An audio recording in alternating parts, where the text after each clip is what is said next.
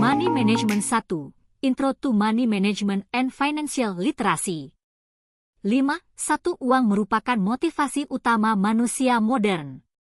Uang merupakan hal yang paling fundamental dalam masyarakat modern saat ini. Hampir semua orang di muka bumi ini termotivasi untuk mencari uang, namun sangat sedikit sekali pengetahuan dan pelajaran mengenai bagaimana cara mencari uang dan menjadi kaya raya. Sehingga ketika mendengar kata trading dan investing, masyarakat selalu mengasosiasikannya dengan uang. Itulah mengapa banyak yang akhirnya gagal dalam trading karena mindset mereka terhadap uang sudah salah sebelum memasuki financial market. Salah satu kesalahan terbesar dari trader yang akhirnya membuat mereka gagal adalah tidak bisa menerapkan money management yang baik. Untuk mengelola trading, investing capital guna mencapai money management merupakan suatu pendekatan tujuan keuangan tertentu. Berdasarkan definisi di atas dapat diketahui bahwa money management sangat berpengaruh penting terhadap pencapaian tujuan keuangan. Tanpa adanya money management, tujuan keuangan tidak bisa tercapai. Hal tersebut menunjukkan bahwa keberhasilan keuangan hanya bisa dicapai apabila seseorang tersebut sudah memiliki literasi keuangan yang baik. Literasi keuangan merupakan suatu kunci untuk membuka kesuksesan dalam trading. Bahkan statement tersebut telah didukung oleh banyak sekali research. Untuk bisa sukses dalam trading investing, dibutuhkan literasi keuangan. Itulah mengapa, apabila kalian memiliki niat untuk sukses di pasar keuangan terutama cryptocurrency, pelajarilah mengenai dasar-dasar keuangan, bagaimana mengalokasikan pengeluaran, bagaimana mempelajari stream of income, bagaimana melakukan suatu analisis jumlah yang diinvestasikan, dan lain sebagainya. Dasar dari income source sendiri terlihat sebagai hierarki berikut. Untuk dapat mencapai tujuan finansial, langkah pertama adalah memiliki pendapatan. Sumber pendapatan sendiri bisa berasal dari 3 sumber. 1. Active income. 2. Passive income. 3. Portfolio income. Active income merupakan sumber keuangan utama yang bersumber dari sesuatu yang pasti didapatkan dan jumlahnya tetap. Contoh, gaji yang peroleh dari suatu pilihan karir tertentu, misalnya akuntan, pengacara, notaris, dokter, dan lain sebagainya. Passive income merupakan sumber keuangan sekunder yang diperoleh dari suatu usaha bisnis di luar yang semi-autopilot, sehingga jumlah yang diperoleh fluktuatif dan sifatnya mengandung risiko. Contoh, membuka sebuah bisnis laundry, rumah makan, atau menyewakan unit kos.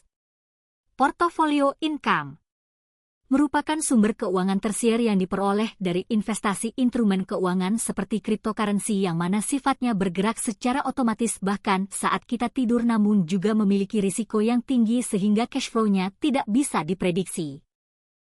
Melalui pemaparan di atas dapat diketahui bahwa sifat dari trading investing sangatlah tidak pasti, begitu juga cash flow yang dihasilkan.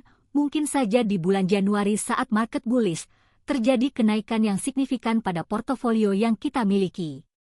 Namun mungkin di bulan Mei, 4 bulan kemudian market mengalami penurunan karena sebuah berita tak terduga, membuat portofolio mengalami penurunan yang signifikan. Hal tersebut menunjukkan bahwa cash flow dalam trading investing sangatlah tidak pasti dan tidak bisa ditebak. Hal tersebut akhirnya menunjukkan pentingnya memiliki suatu active income yang sifatnya pasti, karena fluktuasi portfolio income yang tinggi dan tidak terprediksi. Portofolio income yang dijadikan suatu investasi harus berasal dari uang dingin yang siap hilang, bukan uang yang dibutuhkan untuk membayar tagihan dan cicilan. Lalu bagaimana dengan sebuah istilah trading for living? Apakah mungkin trading dijadikan suatu income utama? Berbagai penelitian dan survei menunjukkan bahwa untuk trading for living dibutuhkan setidaknya 3 miliar rupiah atau 20 kali biaya hidup tahunan.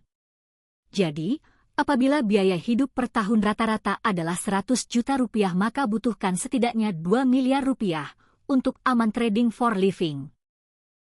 Pendekatan paling realistis adalah memperbesar active income dan passive income, sehingga portofolio income menjadi lebih besar dan kemungkinan mencapai financial freedom menjadi semakin besar karena portfolio income bersifat sangat tidak pasti dan memiliki fluktuasi yang sangat tinggi. Money Management 2. Belajarlah untuk kenali diri sendiri guna memenangkan pertarungan. Ilustrasi Sun Tzu, ahli perang dari Cina. Seorang ahli perang sekaligus penulis buku Art of War, Sun Tzu pernah mengungkapkan suatu quotes paling terkenal sepanjang masa yaitu, "Kenali siapa dirimu niscaya dalam 100 pertempuran, akan ada 100 kemenangan." Kata-kata di atas mungkin terdengar sangat klise dan terdengar sangat mudah, namun kenyataannya sangat sulit untuk dilakukan. Jujur terhadap diri sendiri merupakan hal yang tidak mudah, apalagi menerima kenyataan bahwa setiap diri kita selalu memiliki kekurangan. Padahal mengetahui kekurangan adalah awal dari melahirkan beribu keunggulan.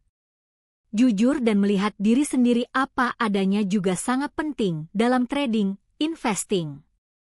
Ketahuilah siapa dirimu, dari mana sumber income yang kamu miliki, berapa banyak income yang kamu miliki, dan apa tujuan investasi yang kamu miliki. Apabila kamu masih belum bisa menjawab berbagai pertanyaan tersebut dengan jujur, jangan harap bisa berhasil dalam trading, investing di market cryptocurrency. Maka dari itu, tabel, kenali diri, berikut ini akan sangat berguna untuk mengetahui di mana posisi MU saat ini dan kemana kamu harus bergerak. Anggap saja Anda adalah seorang yang berusia 18-24 tahun, dengan portofolio di bawah 100 juta rupiah, tujuan utama yang Anda miliki adalah mencari sebanyak-banyaknya kekayaan, dan hal tersebut dapat dilakukan dengan pendekatan yang agresif di market cryptocurrency. Pada tahap ini kalian memiliki advantage berupa waktu di mana apabila berbagai usaha maupun investasi yang kalian lakukan gagal, kalian masih memiliki waktu di kemudian hari untuk belajar dan memperbaiki karena usia yang relatif muda dan tidak memiliki tanggung jawab lain seperti keluarga dan anak.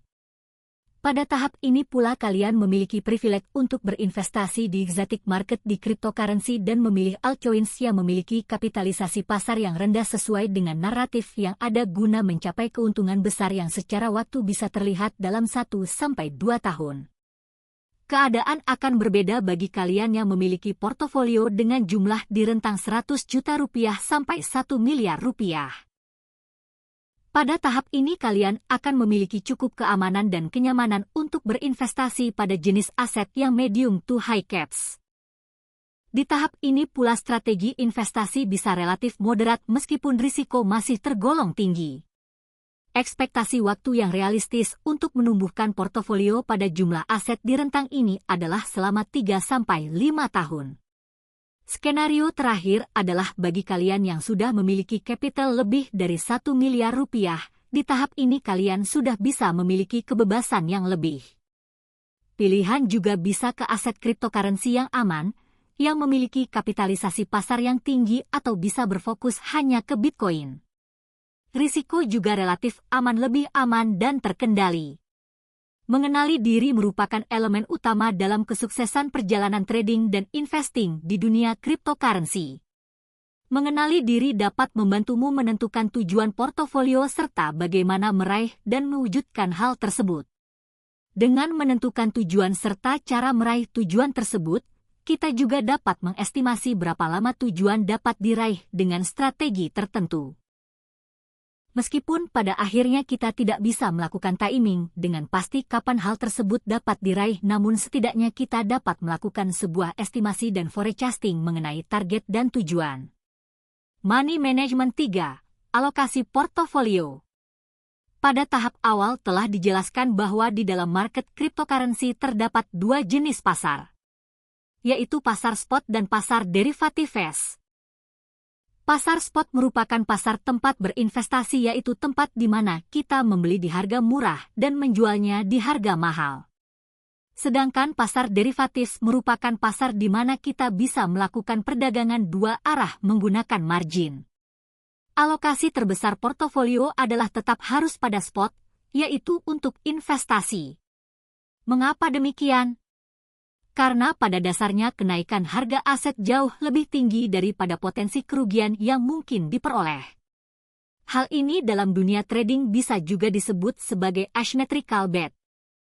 Ketika harga suatu aset naik, aset tersebut dapat naik hingga 1000% bahkan 10.000%, sedangkan ketika aset tersebut turun, penurunan maksimal hanya di 99%.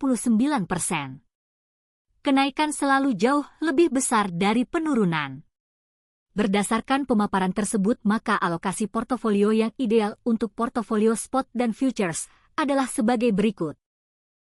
Jumlah alokasi portofolio yang ideal untuk spot portofolio dan futures portofolio adalah 70/30. Jumlah portofolio untuk spot harus selalu lebih besar daripada futures. Hal tersebut disebabkan karena pada jangka panjang market cryptocurrency cenderung mengalami kenaikan, dan market derivatives cenderung sangat berisiko karena trading dilakukan menggunakan margin sehingga terdapat risiko likuidasi. Adapun jumlah ideal untuk melakukan alokasi dari presentase tersebut adalah spot portofolio. Dari portofolio spot yang dimiliki, masing-masing posisi dari suatu aset adalah maksimal 10% dari total portofolio. Dari jumlah tersebut, tetap harus berfokus pada beberapa naratif saja dan menyediakan setidaknya 30% cash untuk menjaga likuiditas portofolio. Futures portofolio. Dari portofolio futures yang dimiliki, maksimal jumlah yang dirisikokan per posisi adalah sebanyak 1%. Dari jumlah tersebut, maksimal jumlah posisi yang bisa dibuka secara bersamaan adalah sebanyak 3 posisi. Apabila posisi yang dibuka lebih dari 3, maka terdapat potensi overtrading dan overposition karena dengan merisikokan 1% posisi per trade dan membuka 3 posisi bersamaan, kita telah merisikokan 3% capital yang siap hilang. Sebagai suatu contoh, apabila seseorang memiliki capital 100 juta rupiah, maka dari capital tersebut, jumlah alokasi yang ideal untuk spot adalah sebanyak 70 juta rupiah dan untuk futures adalah sebanyak 30 juta rupiah. Bagi mereka yang sangat konservatif, dari jumlah tersebut, untuk besaran aset yang dibeli dalam pasar spot maksimal adalah 10% dari total kapital atau sebanyak 7 juta rupiah dan disarankan untuk melakukan diversifikasi dengan mengatur portfolio ke dalam berbagai aset yang berbeda supaya risiko dapat terkendali. Dari jumlah tersebut tetap harus menyisakan 30% untuk likuiditas atau sebanyak minimal Rp21.000.000. Jumlah tersebut akan menyesuaikan dengan pertumbuhan portofolio yang dimiliki.